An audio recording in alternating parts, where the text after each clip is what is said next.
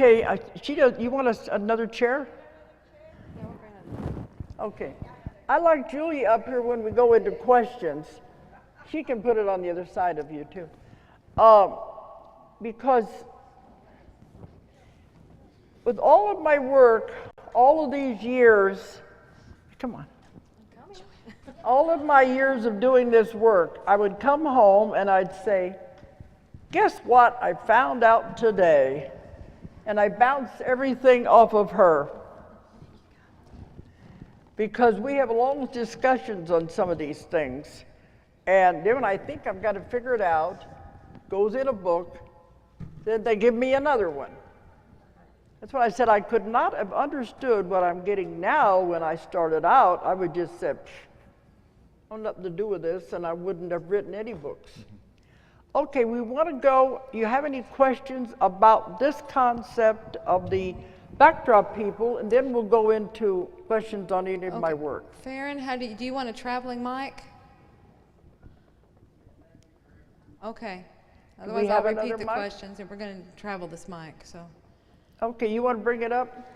Because I want to see if maybe you can trigger some more things that'll help me know what to explore, to get more information on the backdrop people. Run, Holly, run.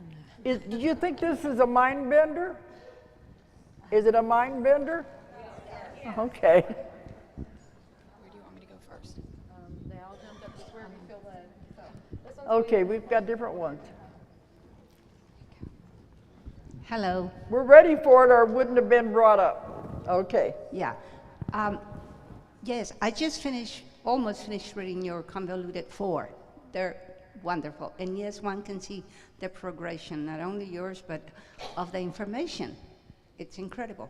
About the backdrop people, and this is what I read, or the backfilm people, I thought she answered, your subject answered, we are energy. Couldn't it be that not that they're not dense energy, but they're just energy beings that come, be on a holographic journey or something, be there for a minute and go back to energy?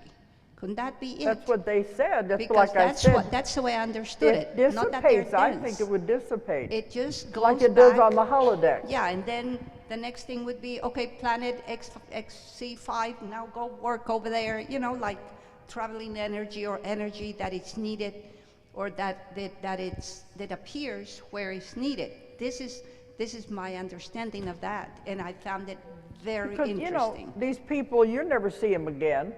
No. They are just there to fill up your need to have people in your world. Yeah. I'd like to elaborate on that slightly because actually they don't travel anywhere. Everything is everywhere, all of the time. Well, figuratively. So all that's happening is the intention to coalesce in one particular location is what happens, and then they're there. And then because of your mind wanting them to be there. Yeah. And then the intention changes to be over there for some reason, and then they're over there. So it's not a case of them moving around, it's the energy just changing or morphing into something that it needs to be at one particular time. Well, then let me finish. I wasn't going to ask that. But wouldn't it be, since we're sparks, we're not the whole, higher self in a body. We're just a tiny, tiny fragment, okay? So all the orchestration of each one of our lives here, don't they take part also, my oversoul, my higher soul? So actually they're all taking part in bringing the backdrop people into our life because— No, you are doing it yourself. We're doing it, but don't I have the help of, we call them guides, angels, whatever, but actually they're our higher souls. Those are all real. Exactly, but they are our own self because after all, there's only one thing, the source. Yeah. So then we all orchestrate. It's kind of a group thing, isn't it? It is, but it isn't. if you imagine that we devolve responsibility down from the sources devolve responsibility for evolution to us as its creations, and then we have us being our true energetic selves, the oversoul, if you want to call it that.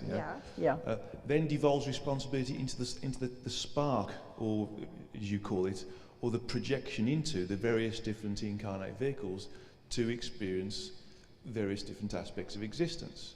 So that's got responsibility for creating as well. So it's devolved responsibility for creation. Thank you. But see, that's because we are on the evolutionary path. We have come in to progress. But that's why we have this ability, unknown to us consciously, to create all of these things. But think what we could do if we could organize that energy, and you can create anything you want in your life. You see the possibilities here. Because you're doing it all the time on an unconscious level and don't even know it. Okay. We got some more questions, I think. So let's say that we are in an airport or at a ball game. Might it be that we might be the backdrop people in some kind of a scenario, life scenario for those folks? We had this discussion yesterday. And did you resolve it? If you're a real It's person, an ongoing yeah. learning progression. Okay. That's what I love about it. I'm constantly learning new things, and so is he. Yeah. Okay, what was the question? Oh, that's right. Are we somebody else's backdrop person? Are we someone else's backdropper? Well, we wondered about that. As I said, we had that discussion. I'm still wondering about it, yeah. I think, in essence, because we're all interacting with each other within our own reality, our own bubble of event space, then we do become the backdrop person for somebody else. For instance, there's people here who are doing nothing, and they appear to be doing nothing, but they're actually doing something in their own right. So, although we are not truly backdrop people, because we are real people evolving, because we're in the background, you could think of it in those terms. We're background people, not Background, with the other extras, the real extras, the ones with real parts, with lines to read. I keep wondering if they gave me this concept, what's next? Okay. Because we keep getting more and more complicated. But see, under that concept, these people in the next room aren't even there. Thank you all for being in my play. That means until we open the door and go into that room, none of them are existing either. But believe me, your family are there, your people in your life are there. This is mind candy. You know what I mean by mind candy? You know, think about it, but then, I gotta go on with my life. Don't let it confuse you too much. Where's the microphone? Right here. Okay. All the way in the very back. Who's talking? My name's Patrick. Back here, okay. Yes, right back here. My question is, if there's all these background people that just kind of fade away when we turn our backs, how many real people are actually walking around on the planet out of 7 billion people? Makes you wonder, don't it? It's your world, it's your planet. How many have you put in there? Let's give you an example of something that was stated by Buzz Aldrin back a number of years ago when he was on the moon. Back in 1969, was it Apollo 11 went to the moon? Yeah, 69. That's yeah. when I started back in the 44th 60s. anniversary, as George Newry said. He said there was 3.5 billion people on the Earth in 1969. Do you know how many people there are now? 7 billion. There's a lot of individuals there. So a lot of those may end up being backdrop people. But you know, they're also leaving in mass numbers too. Yeah, there's a lot of attrition. But like with the tsunami and all of those, they had 90,000 people go at once. There's a lot of that happening too, this balancing of the planet in that way. Yeah. I have one more question. The questions we don't know. If you're real, if you could just raise your hand so we can just kind of see. All the real people, raise your hand, please. All right, good. Good to know. Thanks. You know, an idea just occurred to me. This puts an interesting concept on ghosts too, doesn't it? It does. Yeah, that they're just an energy form that hasn't solidified. Who has a mic? Travis, can you bring it up here in the front? Okay, we've got some up here. That's what people say. They may not understand my, here, Travis, here. She had her hands up first. Here. She's been from the beginning. When I first wrote Convoluted 1, I said, I don't think anybody's going to understand this. And people said they loved it. They said, we may not understand it, but it makes us think. So maybe I'm making you think in a different direction anyway. Okay, go ahead. Okay, so it's a little bit complex. You said that everything we think or decision we make, there's possibly another one of us that split off doing it. Yeah. So then I have killed my brother-in-law in another life. I've heard this question at other conferences. I've forgiven him completely in another life. I may have had an affair. I may have been a priestess. I may have, become a preacher. I may have done so many different things that are much better than I am now, or much worse than I am now. All lessons, all lessons. So, are those all backfill people? Because I'm the real, or that's one way of asking a question, and the other is, how is that affecting me? That I have such a creative fantasy life and that those things are really real in some other part of the universe? Well, the one thing you don't realize is this is not the only aspect of you. You are a much bigger soul than you think you are. We call the oversoul the higher self. And that soul, it splits off into fragments. They've given the example of like a facet, and all these facets, and charge, they use the word charge. They mean all of these pieces split off because this way you can have so many more experiences at one time than to living just this life, the only life you're living. But is So it better all than these to be? pieces are these parts you're talking about, but they're still you. But have I made the best choice for this part? I Well, mean, I could that's make up a to lot you. of worse choices, but I could also have made a lot of better choices. And then I have a second question Oh, also. should we finish this question Okay, first? okay. It gets very complicated. It's unresolved at the moment. In actuality, you can split up yourself into as many different parts as is necessary.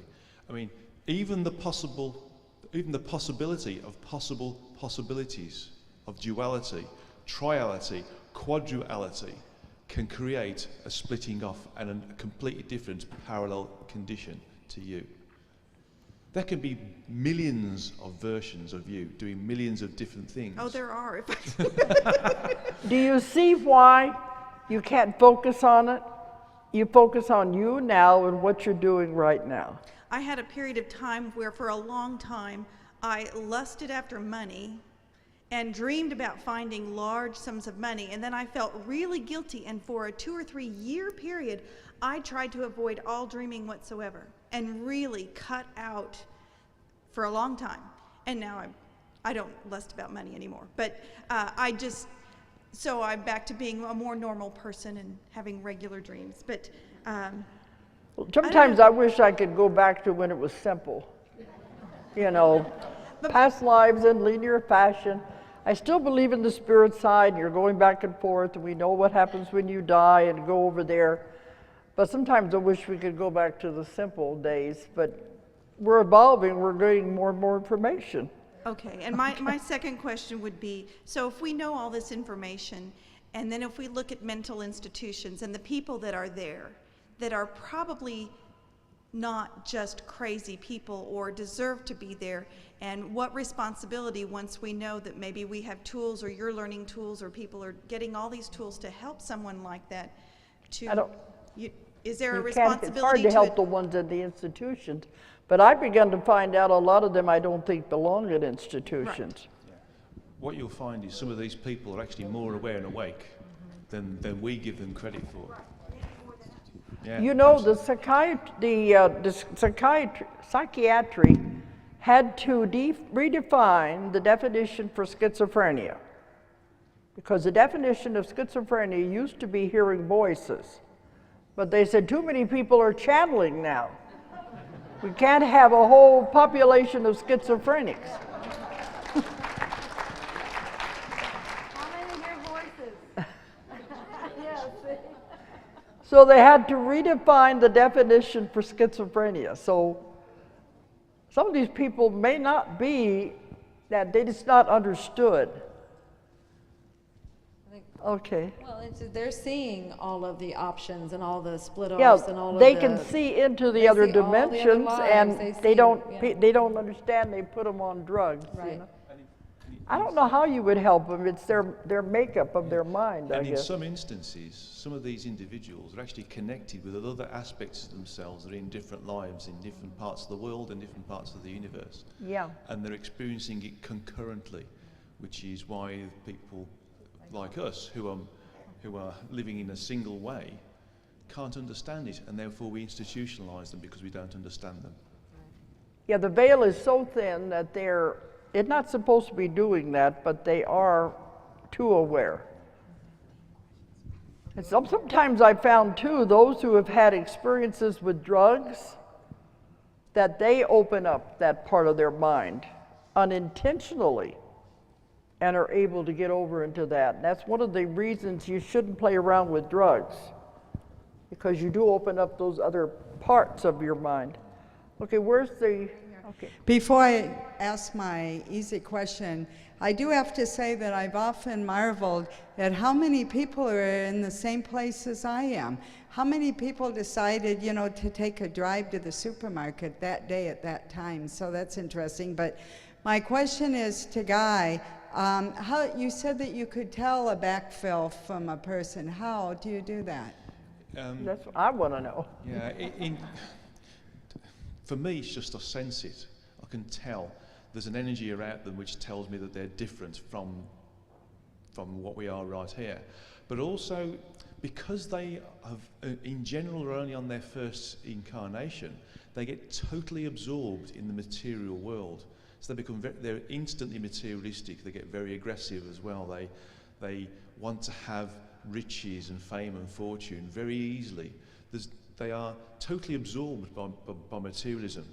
That's one of the ways of seeing them. And also, and this isn't derogatory, they tend to be low in intelligence as well. So it's their first incarnation. It's where we all were at one point. There's nothing wrong with that. Mm-hmm. But they're definitely a different energy signature as well. I can just spot them a mile away. I also would like to ask Dolores about the splittering personalities. Why is my consciousness in this personality then? Don't the others have my consciousness? The other parts of me? They do, but you're not aware of them. That's not where the focus is. No, it's the intention, Yeah. But this is my real one then. Oh yeah, that's the only one you're aware of and the only one you're supposed to be aware of. Except your other real one also thinks it's the only one. Yeah, that's. But you what- know, Guy, what you were talking about then, some of these, the ones that aren't real, also want wealth and everything the wrong way, and that's why they go into the crime element, That's right. It's the just, negative element, yeah, basically. yeah, But that's also, like we said, to teach us something too. absolutely. But your mind could just go round and around if you're saying which is the real me and everything. That's why just treat this as interesting information. Don't dwell on it. I don't want anybody to go off the deep end here. No, I'm not near there yet. That's why I never brought this up at any other conference. So maybe you're ready for it. Let's hope we so. are. We are. Okay. Okay, in respects to a person who has been institutionalized for whatever reason because they're considered crazy, would that not be their soul choosing that experience or that incarnation? Would that not be part of their choice? Well, I don't know. I know that we do choose handicapped bodies to learn from. But I think in that kind of a case, it's just they've confused. They've got their whole life is confused and messed up. I don't think they ever choose to want to go into an institution. Unless Unless it's part of the plan. maybe the other higher self chose it to teach the other people in the institution something. Go ahead. Yeah. In general, it's part of the plan, although there are mistakes, of course. I never like to hear that. Really? I have this vision of this very orderly system, and when they say, oh, we oops, I'm like, that's not a word in this orderly system. Because when I bring a case home from her and they said, oh, that shouldn't have happened, you know, what the hell that happen? And she said, No. I'm supposed to make mistakes. A few moments ago, you said something about some of these other yous dissipate.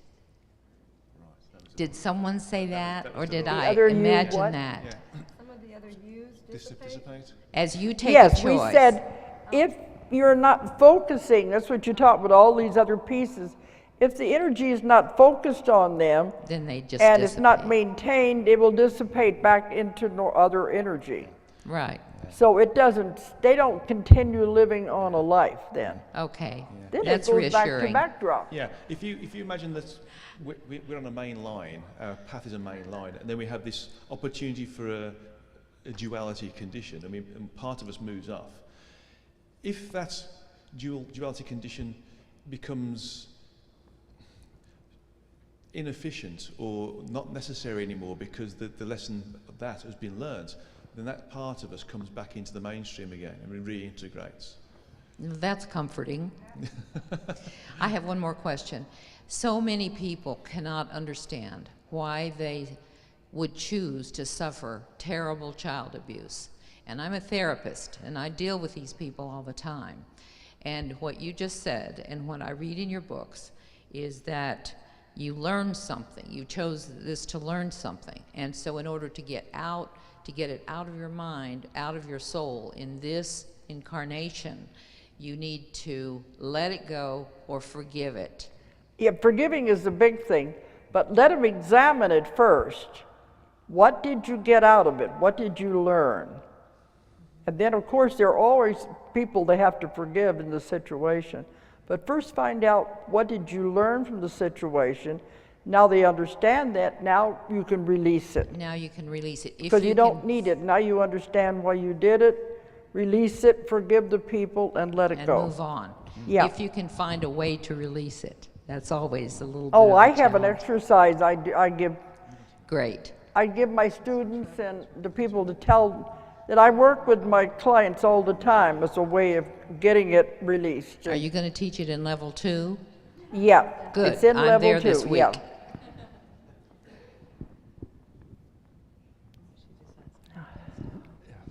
They're going to be ready to go back to simple stuff.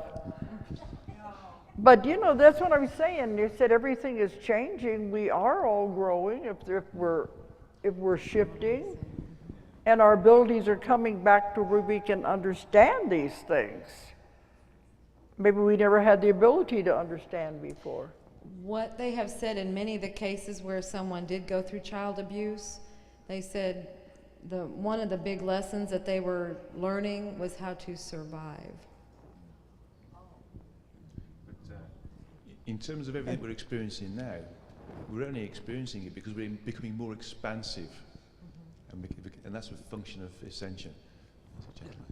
I'd just like to make a comment, and you probably might want to throw your 2 pence in. I did a past life regression with a client, and I stumbled across parallel life, and how that came about. The person was regressed back to around about 1720 in Europe, speaking a foreign language. We communicated in English, Yeah. but I asked her to say happy. It was a birthday. She was having a birthday party. I said, "Can you say happy birthday in your language?" So she spouted something out in a foreign language, and then she said, "The people around me are laughing at me." I said, People "Why?" around her what? People around me are laughing at me. Because I've just said happy birthday to myself. So I'm thinking, if I'm in the future, how could that event happened in the past? So it had to be simultaneous. Remember I said everything's happening now? Yeah, exactly. So that to me was one of those moments, you know, where the light bulb went on, and so I thought I'd just share that. That to me was solid evidence. That's because there's 2 event spaces. We don't exist in time. We exist in events, and the event space exists in the same space concurrently. So just as Dolores has explained about the different time zones, the two telephones, where some persons in New York and some other persons in Europe, for instance, and there's about 7 hours difference, the communication is now. I think that's a very good explanation for it. I just heard that a few months ago. The lady just there, that's it. Okay. But you know, when we're working with our clients, we have to keep it simple. But I know on another level, we know what we have learned, but we can't confuse the client because they're living their ordinary lives. And they wouldn't understand this. This is like advanced, no longer Metaphysics 101, this is advanced. But you know, I work with the Swamis and the different ashrams, a Sivananda group, and they have ashrams all over the world. And when I do my lectures, I haven't got into this stuff yet, but even what I've talked about, their students would go up to the Swami and they said, "Is what she's saying true?" And they said, "Yes, before it was reserved for the initiates, the ones who spend their life learning these things. But now, the ordinary person was never allowed to know these things. But they said, this is not new information, this is old information, but it was just reserved for the secret mystery schools and those that spent their lives in training. Now we're bringing all this powerful knowledge to the ordinary person, and that has never happened before." They call it the holy science. The what kind? Holy science. Because look, in the past, we would all be killed for even talking about any of these things. For gathering in this manner. Oh, yes. I just wanted to make a comment also. I worked in a state mental hospital for almost 20 years with schizophrenics, bipolars, and so forth. And I always felt that they were the ones that could see everything and be in all the times and all the places all at the same time. And that's why they were so confused. And we, with antipsychotic medication, helped dull that down so they could function because they were so confused. They didn't know how to function. It's very confusing for them. You can see how it would be. And one of my favorite patients, he'll probably be there forever. Very chronic with you know, not functioning well. But he and I would have the best conversations. He would talk to me like, you know, I was a social worker, so I was counseling him all the time and talking, and we would go on trips. You know, he said I was with him on spaceships and we'd travel to the sun and we did this and that, and he was, you know, and I would just, of course, I would listen to everything he said because it was so interesting to me. And he'd say, you know, I just live in so many worlds all at once. And I said, yes, I know. But I just wanted to make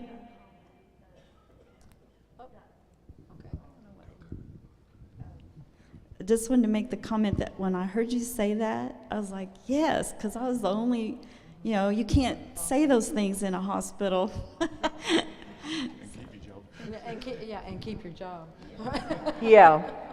But you know, I teach that, you know, you can talk to your body because within your body is an entire universe. All the cells and organs are an entire universe inside your body. And you can talk to those cells and organs and you can keep your body healthy in that way. And your body loves for you to talk to it. Because when you talk to your body, you're the voice of God. And it loves to listen to you. But I had one client that said she knew how to do that. She talked to the cells and all of that, but when she told the doctor that, they put her in a mental hospital. They couldn't understand how it could be possible. But we published a book on it. It was written by a doctor who was a head of a hospital for 45 years. And he got out, he was finally able to talk about how you can talk to your cells. But see, that's what I mean, they make everybody, something's wrong with their mind if they're thinking a little differently. So, who knows, maybe we're waking people up. I think we got time for a couple more questions, and then we're going to have to stop, okay? Okay. Well, the first thing that I want to mention is, you know, talking about all the fragmentation is an important concept, but also to remember that we're all part of one. So we really are all each other. And my next aha that I got listening to this is these concepts that seem such mind benders are concepts that come from a higher dimension. So we're trying to make sense in a third reality concepts that belong in a much higher place. So they will never make sense in a third dimension. As we were talking this morning about how you prove some of the results that we get in our QHHT sessions, and you will never get a medical doctor to understand that because they're working in a different level of comprehension than what we're dealing with. So you almost have to enjoy and just go with the flow of this information and maybe not try to get the mind to do such analytical comprehension of it. What I do in my classes, we keep it on the simple, step by step. We don't go into this kind of stuff, but this, it helps to explain a lot of these things. Okay, I went over because I knew we were going to get into questions, and we're the last thing here. I think that's enough, don't you? We've got two more over here. Let's do these two people, and then we're... Then we'll stop. Okay. No. Testing. Something just flashed in my mind. I remember in one of your convoluted books you talked about you're a child of God, and God was also someone's child. Do you remember that? I talked about what? You're a child of God, and God is also someone's child. Do you remember that part in the book? Yeah. This goes into guys. And that's what was because connecting. People have asked me many times, where did God come from? He answers those things in his books. But see, that's the God of our universe. But it's like saying God also has parents. So there's other ones over them. Which also brings up another concept. Our God is one we know for our universe. But there are other gods over them and over them and over them. So is there just one big source over everything? Yeah, that's cool. It's called the origin in my books, but the Hindus call it the absolute, the all there is. It's the same thing. But in his book, The History of God, it goes into this. And especially when it goes beyond the source, he talks about all the ones that are over each other. They're all evolving and going higher. So see, you've got a long journey to go, even after we graduate from Earth School. You have a lot more places you can go, a lot more things you can learn. Somebody asked me one time at one of my classes, what happens when you learn all the lessons there is to learn on Earth? And you graduate from Earth School, then what? You're bored? You don't have anything else to learn? And they said, what about all the other universes? They've had different laws and regulations. You're never going to get done with it. It's a constant learning process, which can either make you depressed or happy. I don't know. The last one back here. One more, yeah.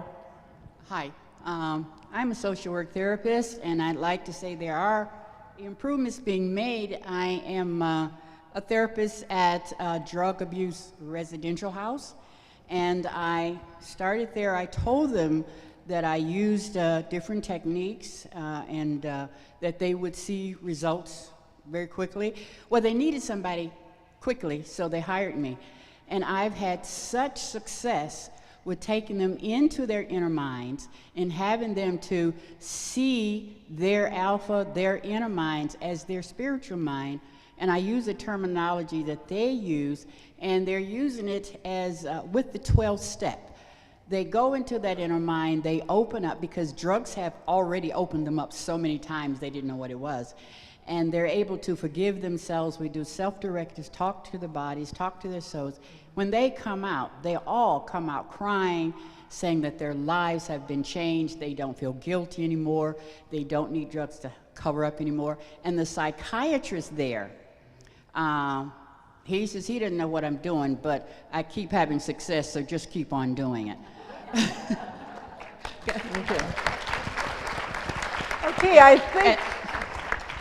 And the question I wanted to ask was, with all the things that you're talking about that we create, how does psychic readings, tarot readings all play into it if we've been programming and creating, and then we're told that, well, that's not true, that's not going to happen, and you know that you've been creating? How does that play into your reality? Can you change what others see for you?